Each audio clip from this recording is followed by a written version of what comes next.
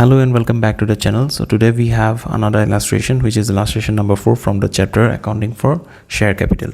So আপোনালোকে নিজৰ বুকখন আছে যদি উলিয়াই ল'ব পাৰে পেজ নম্বৰ 17 ত আছে.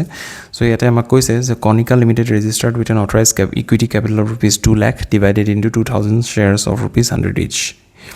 Issued for subscription of 1000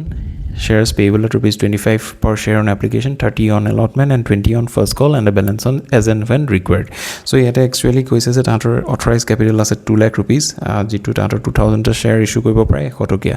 100 rupeesৰ কিন্তু তাহাঁতি কি কৰিছে ইয়াতে 1000টা share তাতি ইস্যু কৰিছে বুলি কৈছে যতে তাহাঁতৰ 25 rupees আসলে এপ্লিকেশনত 30 rupees আসলে allotmentত আৰু 20 rupees আসলে first callত আৰু যিটো balance থাকি গল হেতু আসলে our final call. So yet a কৈছে the application money was received for 1000 shares and allotment was made to them. The allotment money was received in full, but when the first call was made, one shareholder failed to pay the amount on 100 shares held by them. Here কৈছে যে application পয়সা দিয়া হৈছিল আৰু allotment দিয়া হৈছিল কিন্তু এজন মানুহে 100টা share পয়সা দিবলৈ থাকি গল যেতিয়া first call কৰিছিলে আৰু এজন মানুহে কি কৰিছে যাৰ 50টা share আছিল তেখেতে এডভান্সত পে কৰি দিলে সেকেন্ড কলৰ যেটো বস্তু আমি এডালকে কল কৰা নাছিলে বা এটা কোম্পানী যেটো কল কৰা নথকা এমাউন্টটো মানে সেকেন্ড কলৰ ফাইনাল কলৰ যেটো এমাউন্ট আছিল হেতু 50টা শেয়াৰছৰ এজন শেয়াৰহোল্ডাৰে অলৰেডি ফাৰ্স্ট কলতে পে কৰি দিলে সো ইয়াতে আমাৰ কি হৈছে কলস ইন এৰিয়াৰ্স হৈছে আৰু আমাৰ কলস ইন এডভান্সও হৈছে সো এতিয়া আমি এখিনি জাৰ্নাল এন্ট্ৰি পাস কৰিব লাগে সো বলক এটা কৈ আমি জাৰ্নাল এন্ট্ৰি পাস কৰো এতিয়া ইয়াতে আপোনালোকে দেখিছে যে প্ৰথম এন্ট্ৰিটো আমি দিছো bank account debit two share application account যেটো আমাৰ শেয়াৰ এপ্লিকেশন এমাউন্টটো ৰিসিভ কৰিছো এই কাৰণে আমাৰ এমাউন্টটো দি দিছো কাৰণ 1000টা শেয়াৰ আমি ইস্যু কৰিছিলো 1000 into 25 কাৰণ 25 rupees আসলে আমাৰ এপ্লিকেশন মানি সো আমাৰ এমাউন্টৰ কলমত আমাৰ আহিছে 25000 তাৰপিছত আমাৰ আছে share application account debit two share capital account যেটো এমাউন্ট আসলে আমি শেয়াৰ কেপিটেলত ট্ৰান্সফাৰ কৰিছো এটো আমাৰ হৈছে 25000 তাৰপিছত আসলে আমাৰ share allotment account debit two share capital account আমাৰ allotment money আসলে কিমান আসলে 1000 shares into 30 so আমাৰ হেতু আছে 30000 so হেতু amount আমি ৰিসিভ কৰিছো বুলি কৈছে সেই কাৰণে আমাৰ bank account debit two share allotment account 30000 আমি এখিনলৈকে ভৰাই দিছো so যি খেলি মিলি আছিল হেকিনি আমাৰ ফাৰ্স্ট কলত আছিল এতিয়া আমি ফাৰ্স্ট কলৰ এন্ট্ৰিটো কৰিম এটা শেয়াৰ ফাৰ্স্ট কল account debit two share capital account ইয়াতে আমাৰ ফাৰ্স্ট কলৰ যেটো এমাউন্ট দিছিলে 20 rupees so 1000 টা shares or that is subscribe কৰিছিলে so সেই কাৰণে আমাৰ এটা 1000 into 20 কৰিছো so এইফালে আমাৰ 20000 আহি গৈছে এইফালে 20000 ডেবিট ক্ৰেডিট সাইড তো both side so এতিয়া আমাৰ কি হৈছে এতিয়া আমি পইচাটো ৰিসিভ কৰিম কিন্তু ৰিসিভ কৰাৰ লগতে আমাক কৈছিলে যে 100টা sharesৰ পইচা আমি পোৱা নাছিলো so যদি আমি 100টা sharesৰ পইচা পোৱা নাছিলো তেতিয়াহলে আমাৰ 1000 টা ইস্যু কৰিছিলো তাৰে যদি 100টা নাই পোৱা তেতিয়াহলে আমি 900 টা পাইছো so 900 টা আমি যদি ফাৰ্স্ট কলৰ পইচা পাইছো তেতিয়াহলে আমি কিমান পাইছো বুলি হ'ব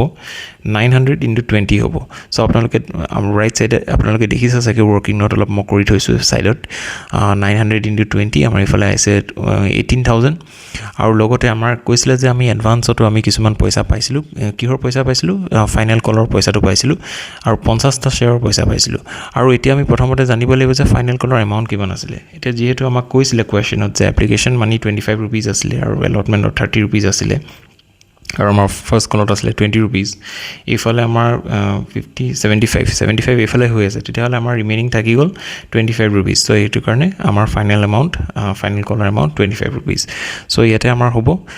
50 into 25 so আপোনালোকে দেখিছে ৰাইট হ্যান্ড সাইডত আমি 18000 plus 1250 কৰিছো আৰু আমি লিখিছো 19250 so বেংক কলমত আমি লিখিছো 19250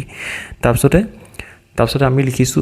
টু শেয়াৰ ফাৰ্স্ট কল একাউন্ট তেনেকৈ লিখি পেলাই 20000 ভৰাই দিছো ফাৰ্স্ট কলত কাৰণ আমি 1000 টা শেয়াৰ ইস্যু কৰিছো তাতে 20 টকীয়া আছিল সেই কাৰণে 1000 into 20 কৰিলে আমাৰ 20000 আহে এতিয়া আপোনালোকে সক bank account debit two share first কল একাউন্ট যদি কৰো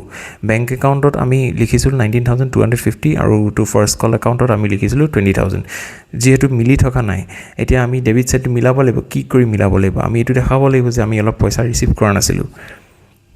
কিমান ৰিসিভ কৰা নাছিলো 100টা শেয়াৰৰ পইচা ৰিসিভ কৰা নাছিলো 100টা তেতিয়াহলে আমাৰ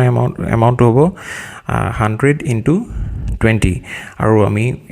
ইফালে আমি লিখি দিছো 2000 rupees এমাউন্ট কলমত ঠিক তেনেকৈ আমাৰ ইফালে এমাউন্টটো মিলি গল কিন্তু আমাৰ ক্ৰেডিট সাইডে মিলা নাছিলে সো ক্ৰেডিট সাইডে আমি মিলাবলৈ কাৰণে লিখি দিলো যে কলস ইন এডভান্স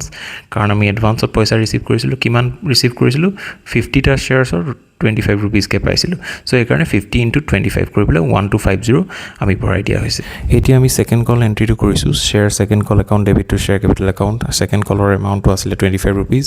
আৰু 1000 ইনটু 25 25000 আমি এমাউণ্ট কলমত দেখাব লাগিব তাৰপিছতে আমি কিমান ৰিচিভ কৰিলোঁ আমি ইয়াত এইটো জানিব লাগিব যে আমি 50টা শ্বেয়াৰ্ছৰ পইচা অলৰেডি আমি ফাৰ্ষ্ট কলৰ সময়তে পালোঁ তেতিয়াহ'লে ইয়াত আমি আমাৰ 50টা শ্বেয়াৰ্ছৰ পইচা আমি নাপাওঁ তেতিয়াহ'লে আমি কিমানৰ পাম 950 ৰুপিজৰ পাম চ' 950 ইনটু 25 কৰিলে আমাৰ আহে 23750 চ' 23750 বেংক কলমত আমি ভৰাই দিছোঁ ভৰাই দিয়াৰ পিছত লিখিছোঁ টু শ্বেয়াৰ ছেকেণ্ড কল একাউণ্ট প্ৰথমতে আপোনালোকে মই যেনেকৈ কৈছোঁ তেনেকৈ শুনি থাকক বা বুজি থাকক তাৰপিছত মই আপোনাক গোটেই এণ্ট্ৰিটো আপোনালোকক বুজাই দিম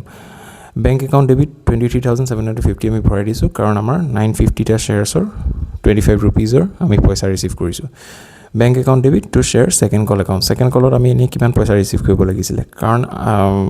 1000 ইনটু 25 কাৰণ 1000টা শ্বেয়াৰ ইছ্যু কৰিছিলোঁ আৰু 25 ৰুপিজ ফাইনেল কলৰ এমাউণ্ট আছিলে চ' আমাৰ এমাউণ্টটো আহিব 25000 আমাৰ বেংকত আছিলে 23750 আৰু টু শ্বেয়াৰ ছেকেণ্ড কল একাউণ্টত 25000 যিহেতু বেলেঞ্চ হৈ থকা নাই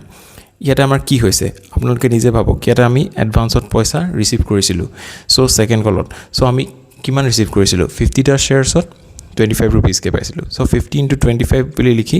calls in advance account debit 1250 আমি ভৰাই দিছোঁ চ' আল্টিমেটলি আমাৰ চামটো ইমানেই আছিলে আই হোপ আপোনালোকে বুজি পালে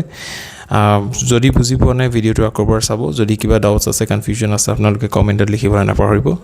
Thank you for watching the video. Like the video, subscribe for more simple explanations, and I will see you in the next one. Thank you.